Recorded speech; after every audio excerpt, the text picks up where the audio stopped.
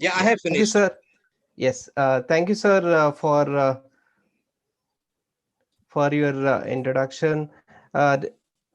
Definitely, it is a great pleasure to have you in our club, sir. Definitely, you will be a big asset to our club, Rotary Club Udupi, Rotary Club Manipal. Thank you, sir. Now, I request Rotarian Dr. Girija ma'am to introduce today's guest speaker, Dr. A.G. Jayakrishnan. Over to you, ma'am. Thank you, Prashant. Yeah, thank you, Sir Subbarao. Really honored to have you in our club and hope we all learn a lot from you and you will teach us too. Now, Dr. A.G. Jayakrishnan, or JK, as he is known to us, his classmates, the batch of 1969. He is a cardiothoracic surgeon of repute. After his MSc in surgery, that is for 5.5 years of MBBS, and then you do 3 years of MS in surgery from KMC, he moved to UK after a brief stint in Nigeria. There he got his FRCS in general surgery, and then his FRCS in cardiothoracic surgery from London in 1993. So you can imagine it's nearly 24 years of study to be a cardiothoracic surgeon. And he remains the first student of KMC to formally get this degree in a super specialization in cardiothoracic surgery. That is, he is the first person who got the super specialization in cardiothoracic surgery from KMC. He hails from a royal family in Perambra near Calicut, Kozhikode, and he had his parents and family here. And so he came back to India in 1994 to settle at Mangalore. As the chief cardiac surgeon at Omega and professor and consultant surgeon to Father Muller's Hospital and also the KMC Hospital at the Ambedkar Circle. He has also been the visiting professor and consultant to the Navaloka Hospital in Colombo, where for nearly 20 years, where he has a big fan following. People of Sri Lanka are more grateful than the people of India, he says. And it's not only that he operated on all the ministers and also the poor people, and so many people are grateful to him for having saved their lives. When I went to Sri Lanka about 2 years ago to attend a wedding, he met him and he stayed with him and he took me to his hospital and showed me his surgery. It was what is called the beating heart surgery. Previously, we had the heart-lung machine, which helped the heart stop and we could operate. But now he is very good at doing this beating heart surgery. I was the first person to get it to these parts in Mangalore and South India.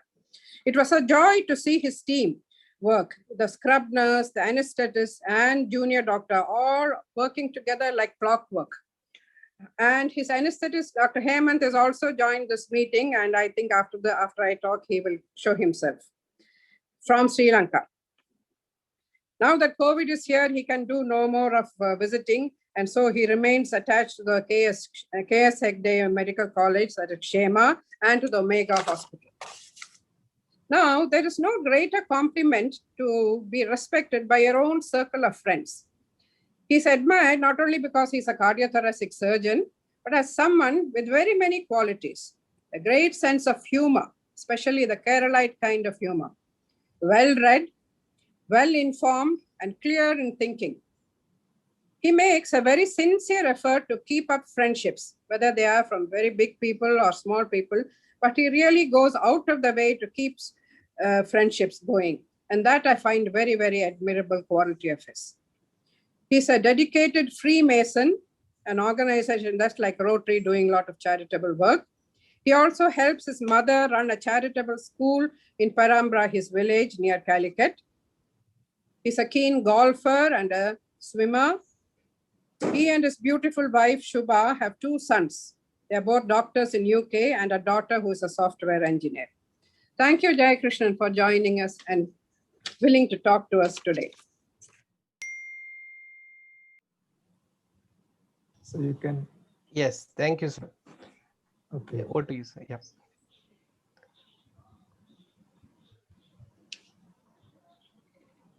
You can see that now, isn't it? Yes, yes, sir. And you can hear me. Yes. Yes. Okay. Good evening, President of the Rotary Club of Manipal, Prashant Hegde, Rotarians and Rotarians of Manipal, and Dr. Girija for inviting me to give this presentation, and for the what I say superlative introduction that she has made about me, which if I could blush, I think I will do that. But I'm not blushing at the moment. Thank you, Girija, for all the kind words. Very true, very true. Yeah, thank you very much. I'm very much grateful for all that you have said. Anyway, today Girija asked me to give this talk, and I didn't have that much of a time to prepare. But anyway, I will try to do my best and justice to the topic.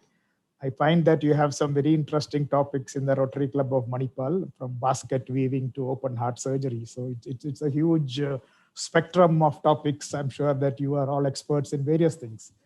Anyway, just to get into the topic, most of the doctors, we all should, and we do go by these two principles, which is Prathamika Ahimsa.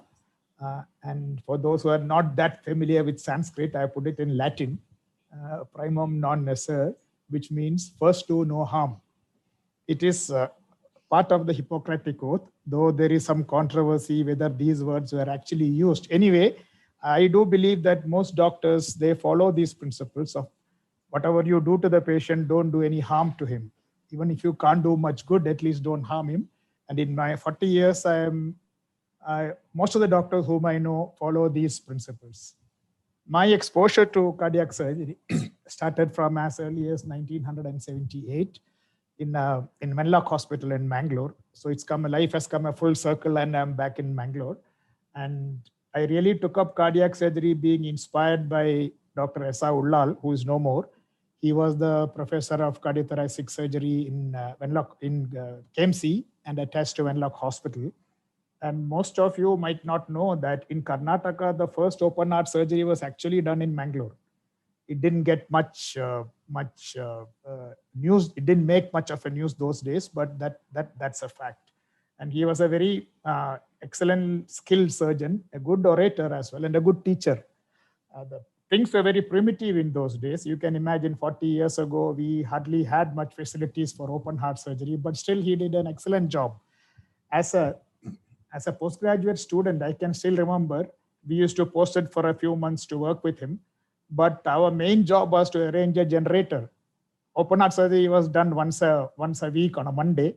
So we had to arrange a generator to cover for power failure, and also to arrange 6 bottles of blood for the 6 or even more bottles of blood for the surgery, which was very difficult those days. Nowadays, we hardly use any blood transfusion for open heart surgeries. Things have changed dramatically, and things have improved dramatically. There has been a lot of misconceptions regarding the heart and its functions. Aristotle once said that the heart is the center of thought and that the brain controls the fluid circulation. But of course, we know that is not true. And another very well-known surgeon, Theodore Billroth, who was a very well-known gastrointestinal surgeon in the 1800s, who thought that heart being a moving organ, any surgeon who attempts to operate on the heart shall lose the respect of his peers. He was totally against anyone who tried to operate on the heart. But surprisingly, his own student, Ludwig Renn, was the first to do in 7 September 1896. It's just little more than 100 years, 125 years. He was the first to do an open heart, not an open heart surgery on a heart, which was the suture of a wound of the heart. And the patient survived. But Billroth was absolutely furious, and he banished him from his theater, and he did not allow him to enter his theater after that. He said, "You are very foolish to try it," even though the patient did survive that. So just again, to put things in perspective, a heart is an organ, if you can just imagine, that cannot take any rest. It has to beat 1 lakh times per day, or in other words, 3.65 crore times per year, pumping about 6,000 liters of blood per day. So it's something that is a remarkable piece of engineering. It has got its own generator system, electricity generation, and the muscle works non-stop, continuously pumping this much quantity of blood. And it cannot afford to stop for more than 3 minutes. So that is the amount. If it stops for more than that, the oxygen supply to the brain will be cut off and you will have permanent brain damage. The heart may be revived even after 3 minutes, but it is very difficult to revive the brain, and you will have a brain dead person if the heart stops for anything more than 3 to 4 minutes maximum. So there are many diseases which affects the heart. So these can be looked at in 3 main categories. The first one are birth defects, congenital defects, which you probably know more commonly as a hole in the heart or a blue baby. So these are children born with heart defects. The next common one are infections of the heart, which is mainly rheumatic fever, which you get in childhood by streptococcal infections, which damages the valves of the heart. And in later life, these valves can shrink or start leaking, and then they have to be replaced or repaired. Fortunately, these kind of India had a lot of rheumatic infections, but fortunately, these are coming down. The number of valve surgeries are coming down, and due to rheumatic fever, and because of the good improvement in hygienic standards and social status and education. However, the most common form of heart disease nowadays is due to the blockage in the coronary arteries. The coronary arteries are arteries that supply blood to the muscles of the heart. And if they get blocked, then the heart cannot function normally. And one of the methods of treating coronary artery disease is to do a coronary artery. The surgical treatment for coronary artery disease is to do a coronary artery bypass surgery or coronary artery bypass grafting. This has now become the most commonly performed surgical procedure worldwide. Probably only hip replacements of some kind are done in more numbers than coronary artery surgery. This graph will show you the leading causes of death worldwide. If you look at it, ischemic heart disease is the most common cause of death in the world. 7 million people die annually due to ischemic heart disease. Stroke, 2 million, and other infections. Just to put things in perspective, up to now, we have about 3 million deaths due to corona. So that is somewhere here, as you know, it's the fourth in line, but of course, corona is a pandemic. So hopefully it will stop after some time, but the coronary artery disease is not going to go away. The number of patients with coronary artery disease or ischemic heart disease is only going to increase. It can best be termed as a chronic pandemic. It's not going to go away. So once you are diagnosed with coronary artery disease and you have symptoms, there are various ways of treating the blocks. The blocks or the narrowings in the coronary arteries. First and the most common is the medical treatment, whereby you prescribe medicines. A vast majority of patients can be treated with medicines alone. There are a lot of new drugs, a lot of very powerful and effective drugs which can be used to control the symptoms and to prevent heart attacks. But these, many patients can be managed lifelong just by medicines alone. Not everyone who has obstructions in the coronary arteries need to undergo a procedure, but a fair number have to undergo certain procedures. The next other procedure is called angioplasty. Sorry about that spelling. Angioplasty and stenting, which is done by a cardiologist by inserting a tube into the heart and enlarging the block and putting a stent inside that to prevent the block from happening again. That is not done by a surgeon. It is done by a cardiologist. As for the surgical treatment is concerned, it is only coronary artery bypass grafting, which is the surgical treatment for coronary artery disease. There are other procedures like transmyocardial laser revascularization, etc. And if everything fails, of course, there is heart transplant, but those are not very, widely available. Now, if you just look at these numbers, the US statistics for cardiovascular procedures, you will find a little kind of a trend. This is 2007, 2014, 2021, the number of coronary artery bypass surgeries have been coming down here quite rapidly, but here it is fairly stable at about 2 lakh procedures per year. And that's mainly due to the availability of other forms of treatment like angioplasty and stenting, which has increased quite a lot. And the number of surgeries, patients requiring surgery have come down. Whereas if you look at this isolated valve procedures, even though the valve disease due to infections have come down, the valve degenerates with age. So there are much older patients, much sicker patients who need valve procedures. They have increased dramatically, almost more than twofold from 2007 to 2021. The number of valve procedures have increased almost 2 times. And these statistics, even though it's only for US, we can easily relate that to our figures also. We are also getting older patients, sicker patients, more patients with degenerative valve disease than with infective valve diseases. Again, these are the statistics. This is a little bit old, probably about 10-year-old statistics. Open heart procedures per million population. If you look at this, United States, they do 1,222 procedures per million. European Union 569, Australia 786, which comes to a mean of 860. Whereas Asia, Africa, Russia, China, India, all put together, we do only 60 procedures per million. So very, very poor availability of resources, very poor dispersal, and what they feel that of the 6 billion world population, 4.5 billion have no access to coronary surgery because of all the various factors.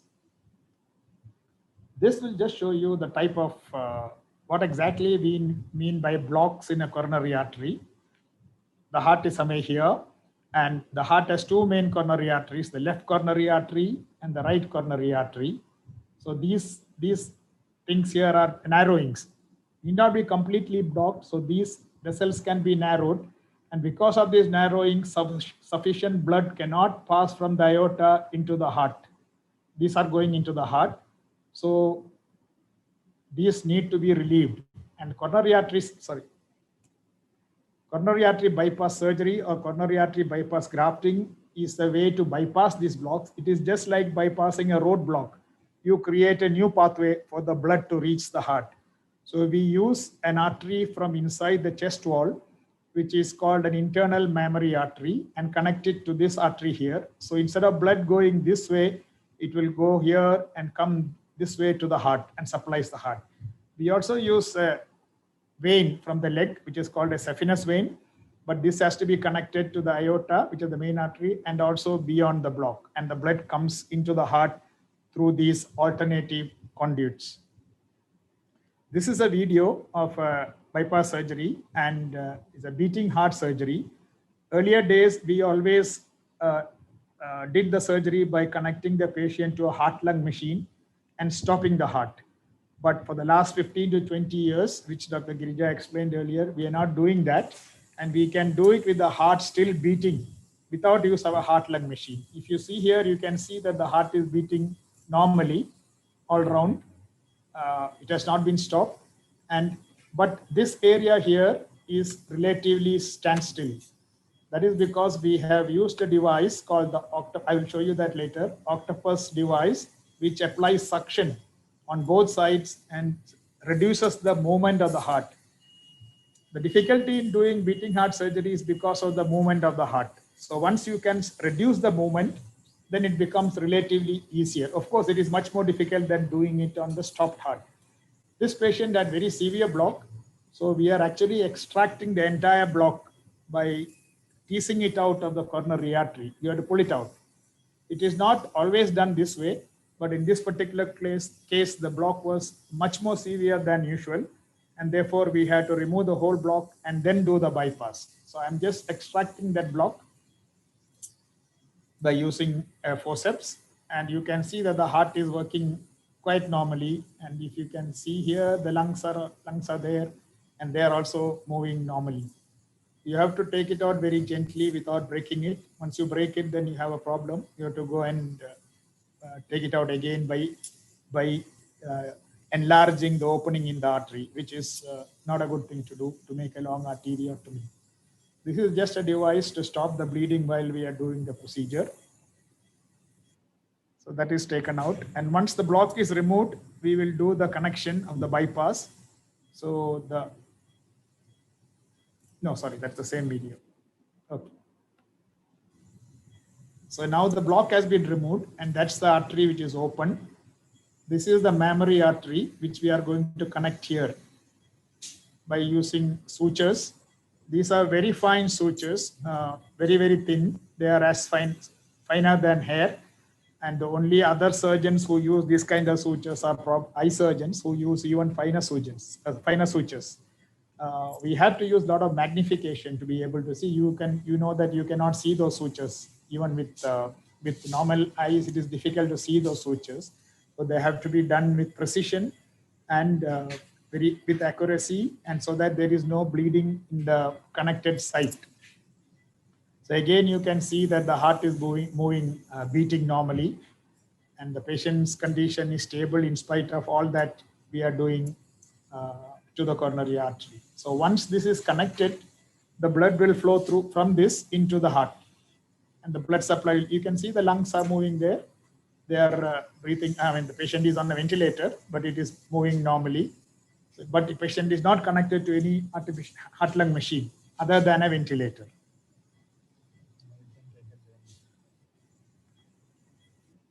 So now this is the core, the blockage which we have pulled out. It's almost 8 centimeters or 8, even 9 centimeters. The entire artery was blocked.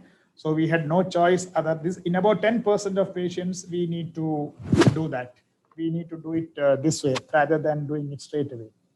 So this is the idea what I told you about beating heart surgery. Earlier, the whole heart was stopped by connecting it to a heart-lung machine. But this was discovered probably about 1995 or so, something called an octopus stabilizer, which is just 2 suction devices applied on either side of the artery, and you apply suction to a wall. I will show you that. And this part becomes relatively immobile. Relatively, it still moves, but not too much. It is called an octopus because of these pods, which look like the octopus, which uses it to suck its prey or hold on to its prey. That's why it's called an octopus device. This is what it looks like. When it first came into the market, it was a very big size. It was made of stainless steel, big rod. We had to fix it onto the table, but now everything has become miniaturized, made of plastic, and you can fix this onto the chest retractor or spreader. And this is what is applied to the heart. You can see the pods, 4 pods, and this is connected to the wall suction. So it applies through that. We apply suction, and that immobilizes only that small area of the heart where the surgeon has to work.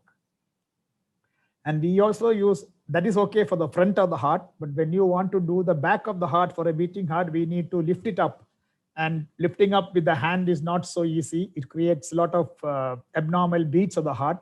So we use another device called a starfish positioner. So it applies suction onto the heart, and you can pull up the heart and keep it in any position you want by moving this. So this looks like a starfish. That's why it's called a starfish heart positioner. So anyway, heart surgery, of course, has got its own romanticism inclined with it. And Walton Lillehei, who was the first surgeon to do a repair of a congenital heart defect in the world, he is rightfully known as the king of hearts. And he once said that the more I work with the heart, the more I believe in God, which I sincerely believe is very true, because the heart believes in very different ways, reacts in different ways to what the surgeon does, in surprising ways. And so Girija wanted me to narrate 1 or 2 striking or memorable incidents in my career. So there are few, but I just picked 2. So the first one, 2 stories. I've called it 2 stories. She told me, please tell some stories. So I said, okay, let's do a story. And it's actually not a story. It's actually something which happened. Call it, it's a miracle. This was a patient who was about 60 years old. I think it was about nearly 20 years ago in Omega Hospital.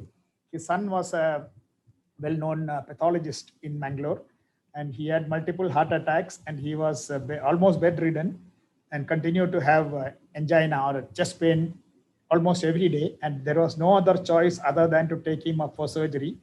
So I had explained everything to the relatives, including the son-in-law, who is a pathologist. It's a very high-risk surgery, but there is no other choice. And we took him up for the surgery.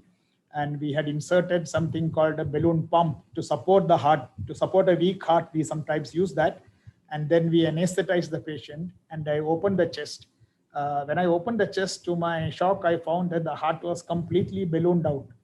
It was almost like a balloon filled with black liquid, and which was almost about to burst. So I knew that if I touched it, something is going to happen. I cannot do this surgery. I cannot do a bypass on this heart, even if I stop the heart. So he was outside. So the cardiologist was also outside. I called them into the theater and showed them the heart and said, look, I cannot do anything. I have to close it and let's pray that something happened. Let's hope for the best. The pathologist, of course, immediately agreed. He said, yeah, don't do anything. You close the chest and let us hope for the best. So we closed the chest, took him to the ICU. And of course, he was on a ventilator and on the balloon pump supporting the heart. By next morning, he started to improve. And by next afternoon, we were able to take him off the ventilator.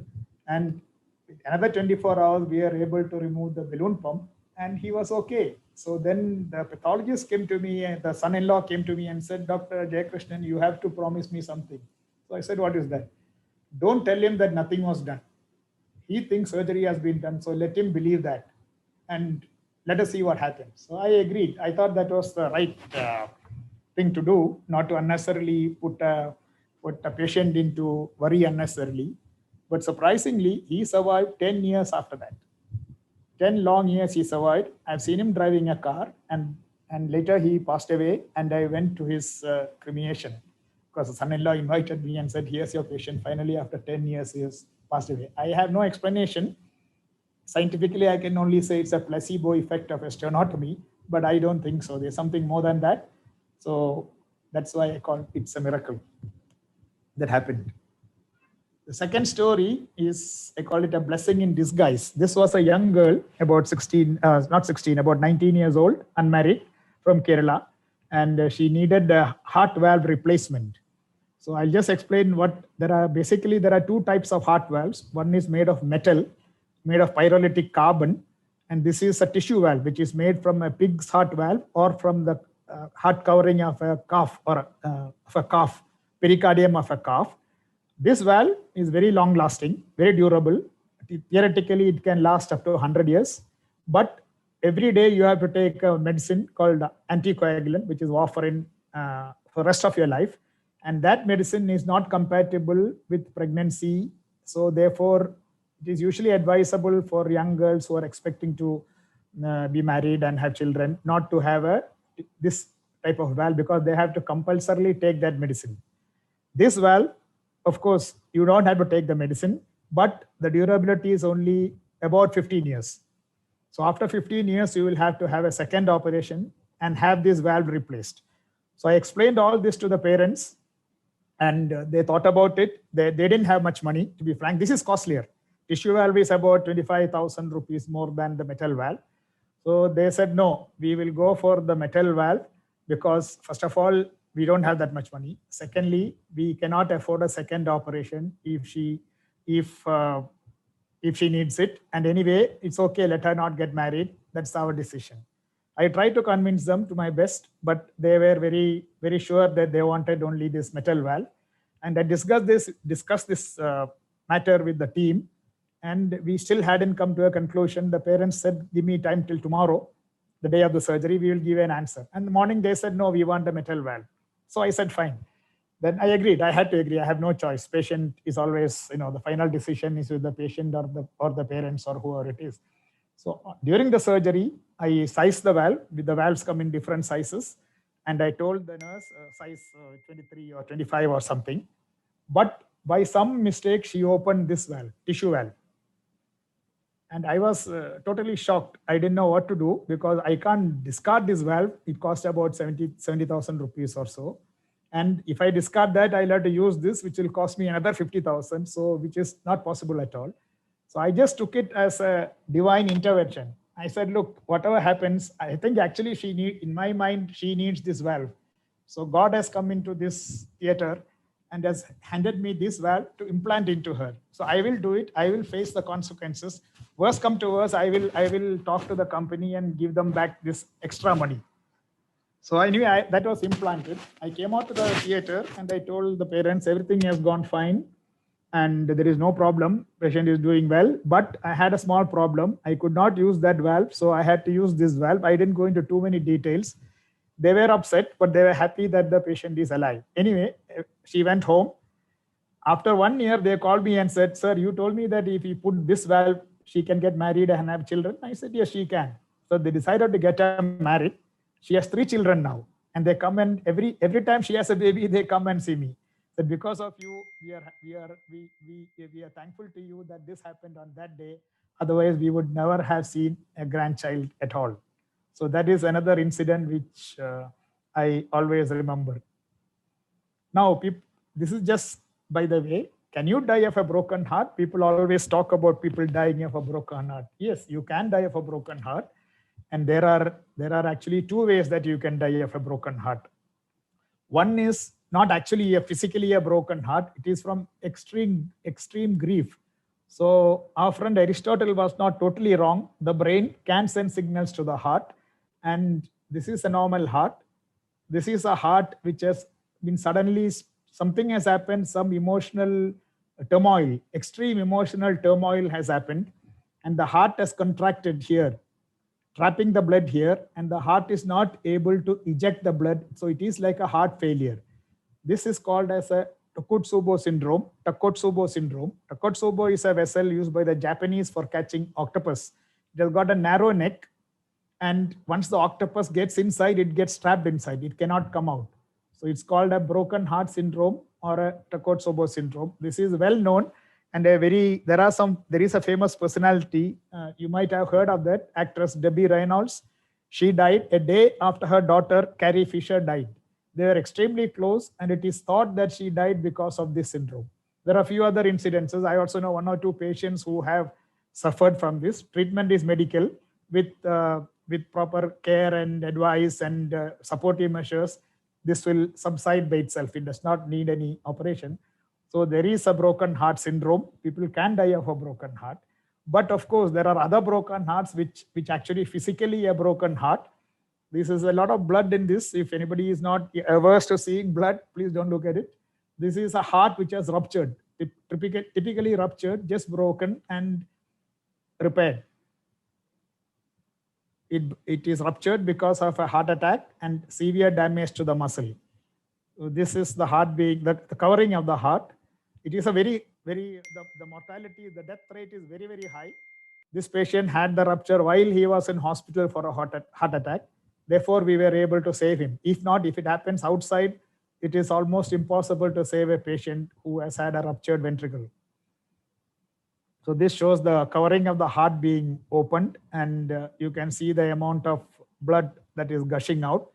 It's a real emergency, and everything has to be done with double speed or triple speed or quadruple speed to put the patient on a heart-lung machine and try and repair the defect and stop the bleeding. You can see the amount of blood and clots that is collected inside the cavity, inside the covering, inside the heart, inside the chest cavity.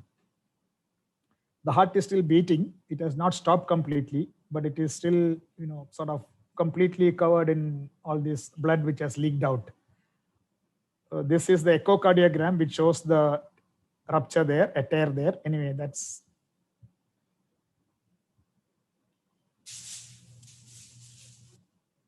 sorry. It went off.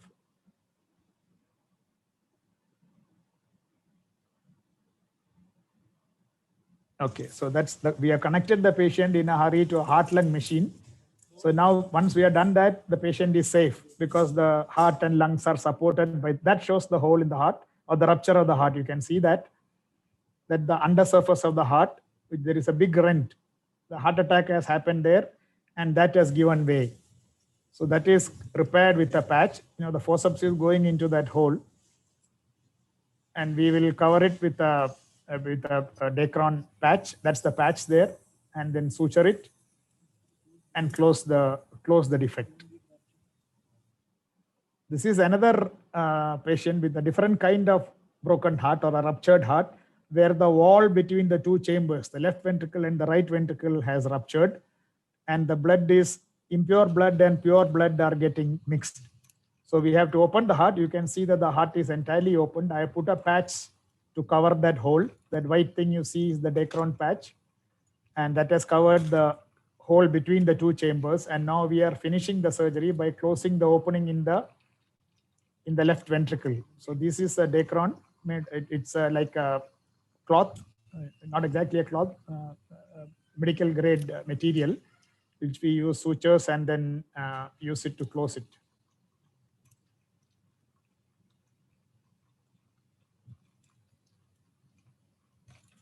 You can see the edges of the opening. This is the opening that we have made to close the defect inside.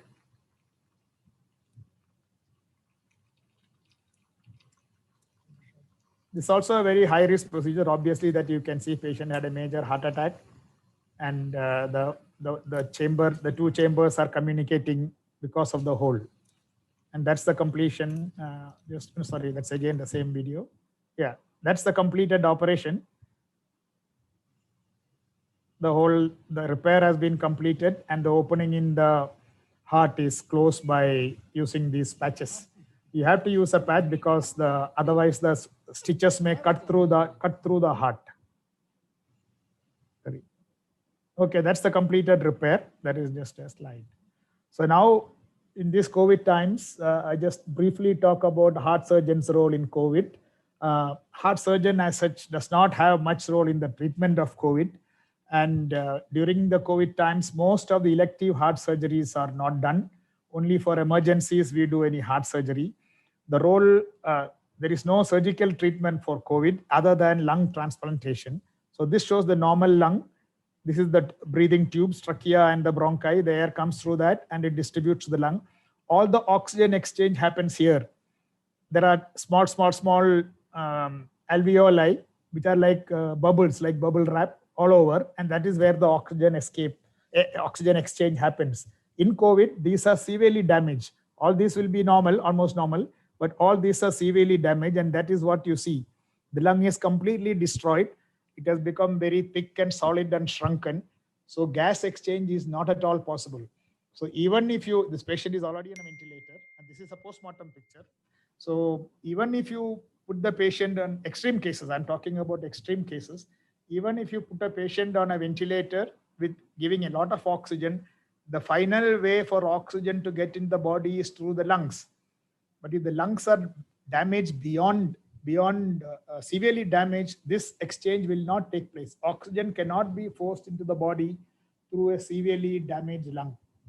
Therefore, the ventilation, even if you put on a patient on a ventilator, it will fail. The body will not get enough oxygen. In such cases, the only treatment the cardiothoracic surgeon can offer is something called as an extracorporeal membrane oxygenation. That is a system whereby, since the lungs are not working, both the lungs have failed, we can connect the patient to an external oxygenator by putting a tube into the heart, taking the blood out, passing it through a roller pump and an oxygenator, which is an artificial lung, and putting it back into the body. So if you can do that, the lungs are not needed anymore. So you can rest the lung, and this oxygenator is the crucial part of it. It's only very last 5 or 6 years that they have developed oxygenators which can last for 2 to 3 weeks. Earlier, we had to change it every day, which becomes extremely expensive. But now one oxygenator could last about 3 weeks. So therefore, for 3 weeks, we can support the lung. We need not support the heart because heart is almost normal in COVID. And the lung only needs to support. And this is the equipment. Now the equipment has become very portable and miniaturized. You can carry it from hospital to hospital. It's only this size. And the tubing, you have to connect it through a tubing to the patient. And this is the oxygenator. So with this, many patients have been saved. It is expensive. It's not available widely. Definitely available in Bangalore. In Bangalore also, I have done 1 or 2, not for COVID. Earlier, when H1N1 was very, very prevalent, we have done 2 patients actually. One has recovered. And so that is the only role as a heart surgeon which we can offer for patients. Of course, any talk is not complete without paying due respects to our guru, our philosopher, guide and mentor, Dr. A. Krishna Rao, whom all of you in Manipal, of course, will know very well. So thank you very much, all of you, for listening to this. I hope I have done justice. And again, the final take-home message is don't trust all that you see on WhatsApp. Trust your doctor. Thank you very much.